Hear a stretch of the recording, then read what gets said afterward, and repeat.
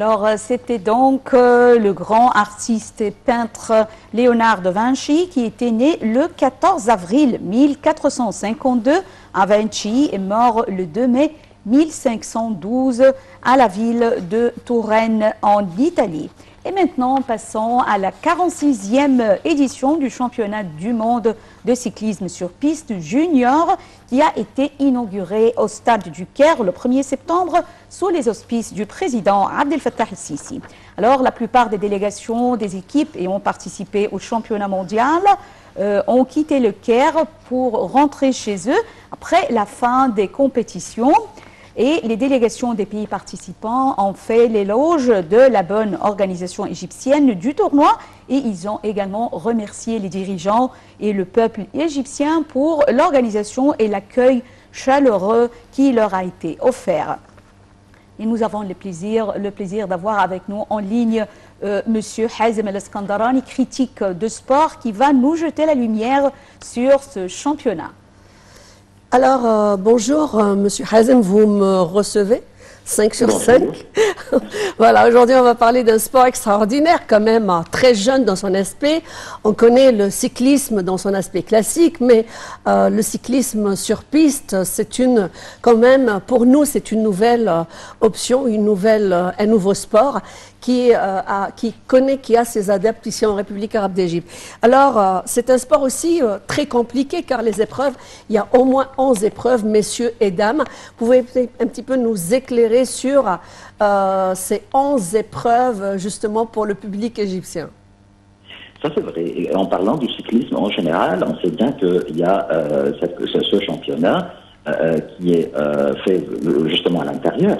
Il ne faut pas oublier aussi qu'il y a des événements de cyclisme, des championnats de cyclisme très connus, très célèbres dans le monde entier. Exemple, le Tour de France, par exemple.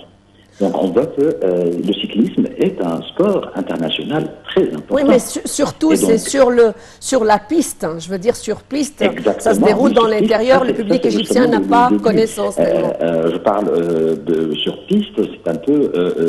Vous voulez dire la course contre la montre, celle de la France et de la Belgique? Exactement, ouais. Exactement. Donc le cyclisme, comme sport en général, ça, c'est un sport international très important. Populaire. Il y a des championnats extraordinaires qui sont organisés dans le monde entier et qui possèdent justement une base très importante de popularité. Quand on regarde, par exemple, ce sport en général, juste avant le Covid-19, c'était un sport sur piste très important. Et aussi, il y a la popularité, justement, du cyclisme sur les voies routières, comme j'ai dit, justement, le meilleur exemple, le Tour de France. Donc, on voit que c'est un sport nouveau, très populaire et très important en Égypte. Et d'ailleurs, on voit que pendant les 10 dernières années, ce sport a commencé à prendre de l'ampleur et de l'importance et a créé une base de pratiquants très importante ici en Égypte. D'ailleurs, on voit sur les routes, sur les autoroutes, plein de cyclistes qui jouent qui courent pour plusieurs clubs égyptiens. Donc, ce qui montre justement que... on les a vus même à Tokyo, dans les épreuves olympiques.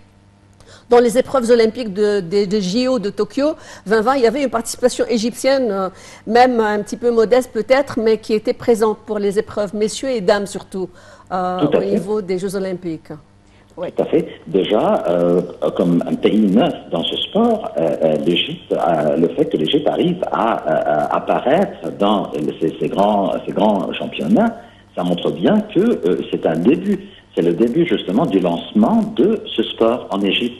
Et c'est très important parce que là, quand on regarde l'apparition des coureurs égyptiens dans ce sport, ça donne vraiment beaucoup d'importance à l'Égypte dans le monde entier. Il n'y a pas que le football, effectivement, le cyclisme fait partie des sports très populaires dans le monde.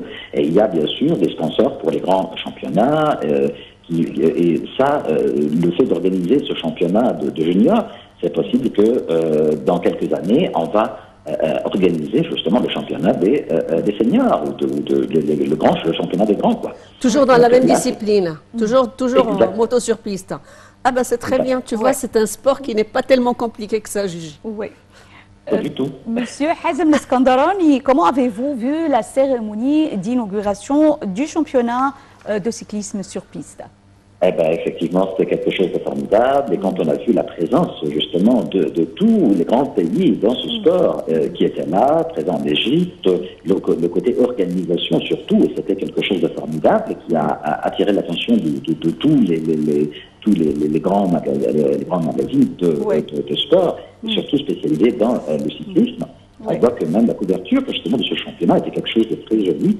Et qui a fait vraiment beaucoup pour l'Égypte et qui a montré bien aux organisateurs mondiaux que l'Égypte est capable de faire quelque chose de formidable. Ouais. On a fait par exemple, comme exemple en parallèle, quand on a organisé la Coupe du Monde de handball des juniors ici en Égypte, comment c'était quelque chose de très très bien. Et bien sûr après le championnat du monde, pareil, ça va ouvrir la porte effectivement à l'Égypte pour organiser les autres championnats de cyclisme en Égypte. L'Égypte réussit aujourd'hui à occuper une place très importante dans les pays organisateurs de plusieurs championnats internationaux dans différents sports. Alors, en parlant techniquement, Gigi, vas-y. Alors, en parlant techniquement, Monsieur Leskandarani, on parle d'épreuves quand même très mitigées, un petit peu complexes. Il va falloir un petit peu expliquer à notre public. Par exemple, il y a 11 épreuves. Entre autres, il y a la vitesse par équipe pour les messieurs et pour les dames. Il y a l'omnium, il y a le keirin, qui est absolument un sport qui a débuté au Japon, donc c'est tout un jargon. Il y a le scratch, hommes et femmes. Il y a la course au point, la poursuite individuelle. Il y a la vitesse homme, omnium, hommes et femmes, 1 km contre la montre, et l'américaine hommes et femmes. Et enfin, la course de l'élimination. Parlez-nous un petit peu techniquement de chaque épreuve pour que, comme ça va peut-être encore séduire encore plus le public. Là, je pense que c'est un peu très spécialisé pour les détails du côté technique, justement. Alors, prenez par exemple l'omnium, le keirin, par exemple. Dans ce sport de cette façon pointue. Mais en règle générale, le cyclisme est très très important. Justement, je pense que là, je préfère laisser cette question très pointue au niveau des techniques justement de cyclisme. Non, mais justement, c'est l'occasion toujours de savoir plus sur ce sport. C'est ce qui fait le charme et la beauté, comme il y a des sports jeunes tels que le skateboarding, etc., qu'on vient de découvrir et que le monde découvre dans des championnats officiels. C'est l'occasion un petit peu, c'est tout le côté beau de la question, surtout que ça séduit des femmes et des hommes et c'est extraordinaire. Exactement. Et justement, les nouveaux sports, justement, quand on parle du skateboarding, des autres sports de ce genre, on voit que la jeunesse égyptienne a commencé à pratiquer ça même en plein centre-ville du Caire. J'ai vu ça. Vous voyez. Donc il y a la jeunesse qui se prépare aujourd'hui, et là c'est sûr que ça c'est un signe très important que l'Égypte aujourd'hui donne beaucoup d'attention à l'infrastructure. La qualité des routes, le côté de la circulation, que les jeunes peuvent pratiquer ces sports justement en plein centre-ville sans courir de risques, sans avoir des problèmes justement à cause de la route qui n'est pas bien faite ou à cause des bouchons, des difficultés de circulation. Tout ça, ça montre bien que ces problèmes sont tous réglés petit à petit. Qui permet et qui encourage la jeunesse égyptienne à pratiquer ces sports nouveaux pour nous, qui rencontraient des difficultés, des obstacles, effectivement, à cause des problèmes de circulation ou la qualité de route, et ainsi de suite. Tout ça, c'est réglé aujourd'hui. Je vois toujours les cyclistes, les jeunes qui essayent même, qui commencent, qui débutent, justement, le skateboarding ou des choses comme ça, en plein centre-ville, dans les petits corridors commerciaux au centre-ville du Caire. Je vois bien ces jeunes qui essayent, qui commencent et qui passent leur expérience et qui passent leur savoir aux enfants plus jeunes, et comment ils arrivent à leur apprendre justement ces nouveaux sports. Donc je pense que l'Égypte bientôt va apparaître comme un pays organisateur très important pour ces nouveaux sports, et on ne sait jamais, c'est possible dans quelques années. Monsieur Hazem Eskandarani, le comité de l'organisation du championnat du monde junior de cyclisme sur piste, présidé par Dr Waghi Azem, président des fédérations égyptiennes et africaines de cyclisme, a organisé des voyages touristiques pour les délégations des équipes participant au tournoi dans la zone des pyramides de Gizeh au cours des 3 derniers jours. Alors, quelle était l'opinion de ces délégations en ce qui concerne ces voyages? Bien sûr, ils étaient ravis parce que certains entre ces coureurs, ces cyclistes, justement, ils n'étaient jamais venus en Égypte avant ce championnat. Et donc là, ça leur a permis de voir vraiment l'Égypte avec sa grandeur. Ils ont visité les pyramides, ils ont vu vraiment le Vieux Caire, ils ont vu justement cette belle ville avec son histoire, avec ses moyens extraordinaires. Ils ont vu justement, certains bien sûr ont vu quelques photos qui étaient prises de quelqu'un de leurs proches, de différents sites archéologiques et historiques de l'Égypte, du Caire surtout. Mais le fait de voir en vrai aujourd'hui le travail qui a été fait dernièrement dans l'infrastructure ici au Grand Caire, on voit que justement il y a du travail qui est fait. D'ailleurs, au plateau de Gizeh, systématiquement, on voyait que vraiment le village ça rapproche, la ville se rapproche du plateau de Gizeh. Aujourd'hui, petit à petit, avec les grands efforts de l'État égyptien, on est en train d'évacuer ces endroits et justement, ça rend le lieu, ce site touristique et archéologique important, non seulement visitable, plus visitable, mais aussi plus agréable à voir et à visiter. Donc là, on voit que ça va rendre l'image de l'Égypte encore plus belle et ça va permettre à l'Égypte de bien promotionner justement le tourisme en Égypte et les gens qui sont venus 1, 2, 3, 4, 5 fois de revenir pour voir l'Égypte autrement. Une fois. Voilà, avec un autre œil. Le président de la Fédération internationale de cyclisme, David Lapartien, a salué les efforts du gouvernement et de la Fédération égyptienne de cyclisme pour le déroulement de cette compétition conformément aux systèmes les plus modernes, on peut dire. Alors, comment voyez-vous la coordination entre tous les ministères et les organes concernés au sujet de la préparation logistique et autres? Alors, à ce niveau, on a oublié vraiment tous les participants et les responsables, les présidents des fédérations de cyclisme dans le monde, parce que, bien sûr, ils sont venus, ils sont arrivés, ils connaissaient bien les moyens que l'Égypte possédait, mais, bien sûr, pour voir telle organisation, pour un sport qui est assez nouveau pour les Égyptiens, effectivement, ça montre bien que l'Égypte est prête à organiser n'importe quel championnat dans n'importe quel sport, même pour un sport assez nouveau en Égypte.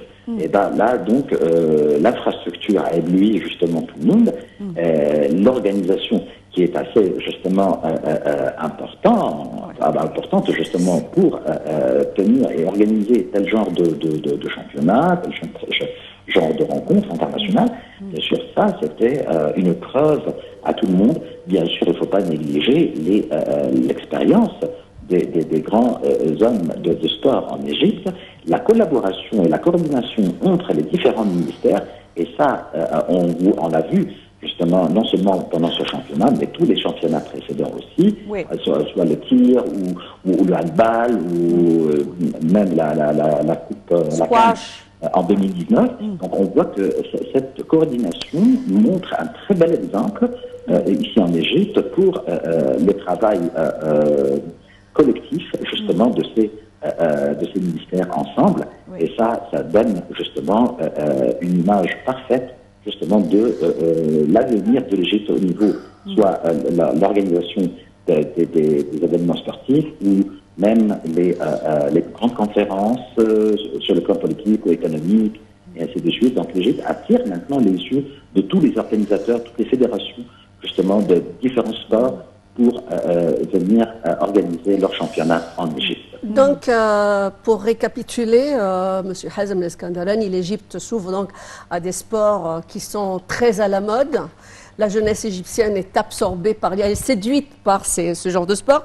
Parlons maintenant, et pour conclure, sur les résultats. Donc, pour l'Égypte, je vais simplement citer la 9e place qui a été prise par l'Égypte, le duo pour l'épreuve de la vitesse par équipe, épreuve masculine, Saïd Khaled Allem et Moheb Aziz. Parlez un petit peu des pays qui ont dominé, qui dominent ce sport, à commencer peut-être par la Russie et autres, et où on se place, nos juniors, où se placent-ils dans le palmarès de la fin ou dans les tableaux des médailles?